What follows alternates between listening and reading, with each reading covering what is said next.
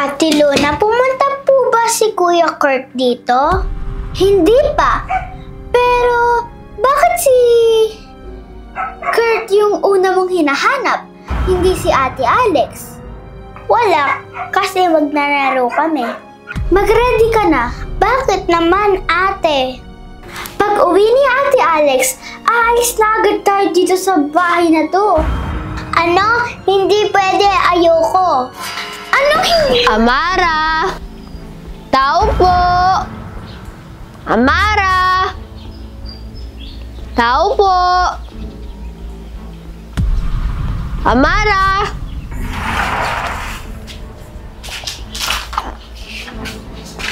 Kurt? Kurt, bakit ka nandito? Ano kailangan mo? Bibisitahan ko lang kayo at yayayain maglaro. Umuwi ka na, bawal kami lumabas. Papasukan mo si Kuya Kurt. Amara! Sabi ko, papasukan mo si Kuya Kurt! Pumasok ka sa loob, Amara. Hindi papasok si Kurt.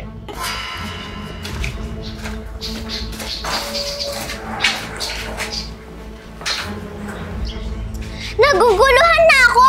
Ano ba talaga nangyayari? Papasukan mo ako, Luna. Ipapaliwanag.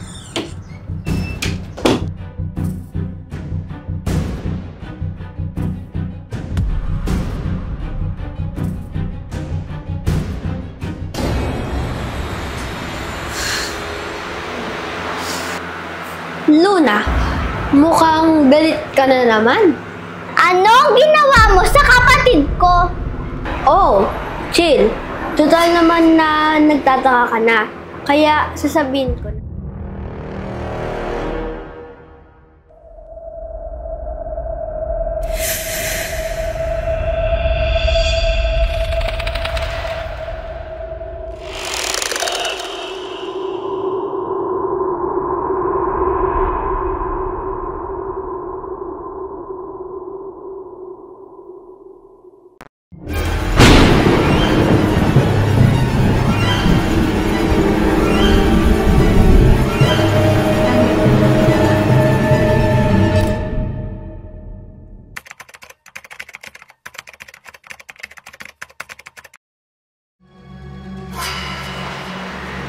Kurt, makinig ka sa akin. Nangyari na yung ritual na yan sa akin.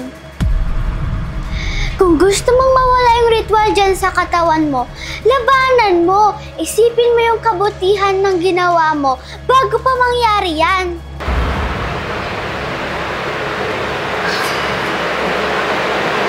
Bakit ako nandito? Sino ka? At saan to? Kurt? Kurt? Di ba may babaeng nagpakilala sa'yo? Oo, si Kari. Naalala ko lang, pinakain niya ako ng noodles at itlog. Tapos bigla akong nakatulog. At saka, nasaan pala ako? Bakit ako nandito? Andito ka sa bahay namin, Kurt. At papaliwanag ko lahat ng nangyari. Yung pinakain sa'yo ni Kari, may ritual yun. Kaya kanyang pasunurin sa lahat ng utos niya. May ginawa ka sa kapatid ko, Kurt. Pinakain mo siya ng candy na may ritual ni Kari.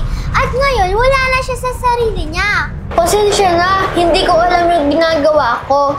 At hindi ako masamang tao. Alam kong mabuti kang tao, Kurt. Kaya huwag kang mangibabaw sa ritual sa'yo ni Kari. Mangibabaw ka sa lakas at pagmamahal mo sa sarili. Ano ang dapat kong gawin para tuluyan nang mawala yung ritual ni Kari sa akin? Hindi ko pa alam, Kurt.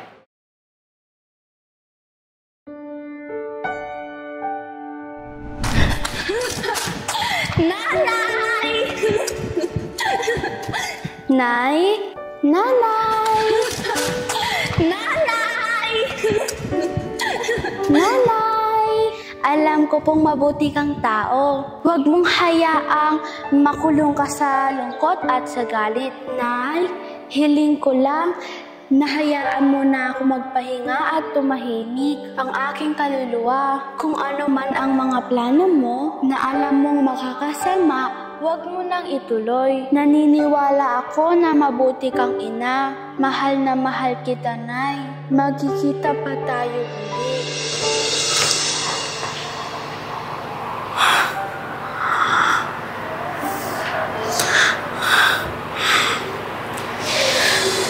Anak, lahat ng sinabi mo sa panaginip ko, gagawin ko lahat yun. Kung saan ka magiging masaya at magiging panatag.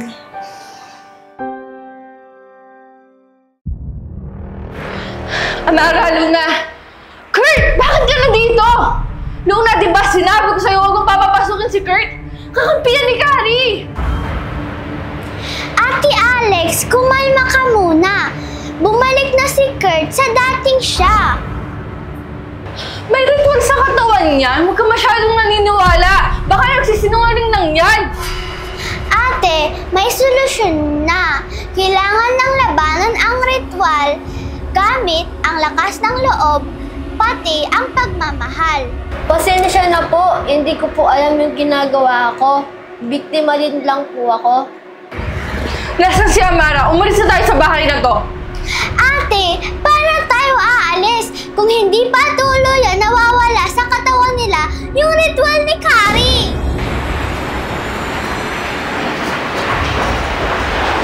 Kuya Kurt. Amara, paano ka nakalabas? Di ba kinulong kita sa kwarto? Ang tigas talaga ng ulo mo. Kinulong? Bakit? Okay lang ba, Amara? Ate, kasi si Amara, kaya na niyang pahamak yung sarili niya at hindi na siya nakikinig sa atin. Kay Kurt na lang siya nakikinig. Dahil kinain niya yung candy na may ritual galing kay Kari. Kurt, kaya mo babalikin dati yung sa kapatid ko? Hindi ko kaya at hindi ko alam kung ano yung nangyayari. Kari, anong ginagawa mo dito? Amara, Kurt, umalis kayo dyan. Hindi kami makikinig sa'yo. Tama si Amara, kay Kari lang kami makikinig. Kurt, wag mong hayaang mangibabaw ang ritual sa katawan mo. Hindi sila makikinig sa inyo, kahit anong sabihin nyo. Tignan mo, Kari. Tignan mo yung ginawa mo sa kanila. Kari, di ba ako naman yung kailangan mo? Palayaan mo na sila. Ako na lang yung kunin mo. Baka wala mo lang yung kapatid ko. Hindi. Walang kukunin ni isa sa inyo. Matagal lang patay yung anak mo, Kari. Tanggapin mo na. Sa totoo lang, kaya ako pumunta dito para humingi ng tawad sa lahat ng ginawang kasalanan ko. Totoo ba yan? Sinungaling ka. Matagal mo na kaming niloloko. Kari, alam kong mabuti kang ina sa anak mo. Pero sana, wag mong gawin yan. Pakawalan mo na si Kurt at Amara.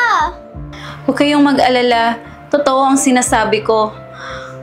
Patawarin niyo ako sa lahat ng mga kasalanan na nagawa ko sa inyo. Kurt, Amara, tinatanggal ko na ang ritual sa katawan niyo at binabalik ko na kayo sa dati niyong pagkatao. Ate!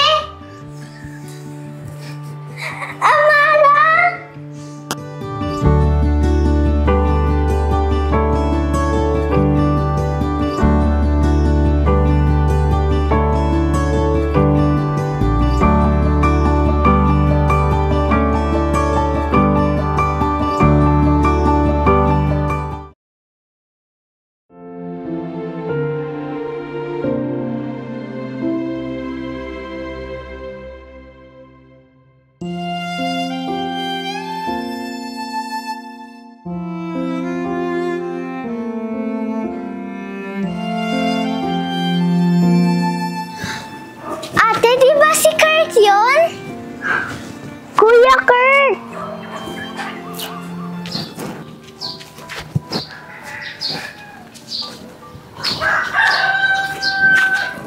Hi, Amara!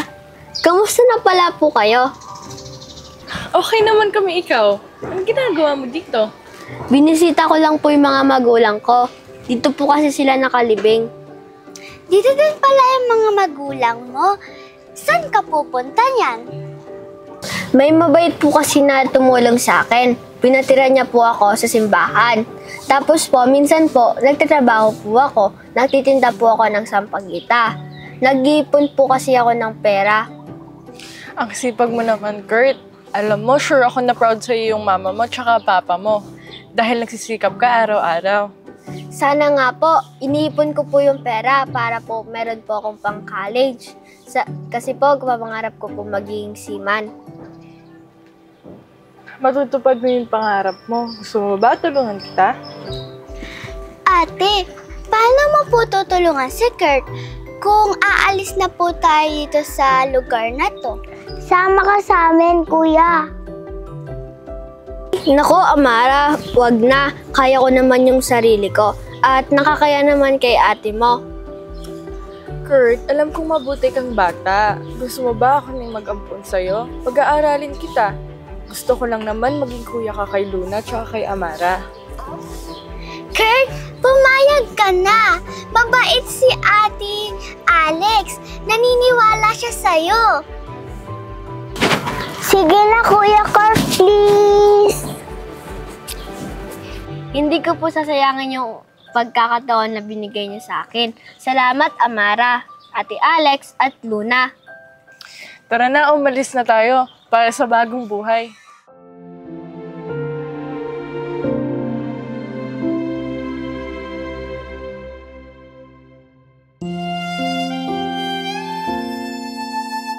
Lahat ng tao nagkakamali. Lahat ng tao nakakagawa ng kasalanan. Walang taong perpekto. May mga bagay lang tayong nagagawa paminsan-minsan na hindi natin iniisip kung ano ang tama at mali. Minsan, nagagawa natin yon dahil sa labis na pagmamahal, sa galit at kalungkutan. Pero tandaan, hindi maitatama ng mali ang isa pang pagkakamali. Pag binigyan tayo ng pagkakataon na magbago, huwag mo na gagawin ulit ang isang bagay na nakasira sa pagkatao mo. Salamat sa pagpapatawad niyo sa akin. Totoo nga na mas nangingibabaw ang pagmamahal kaysa sa galit at paghihiganti.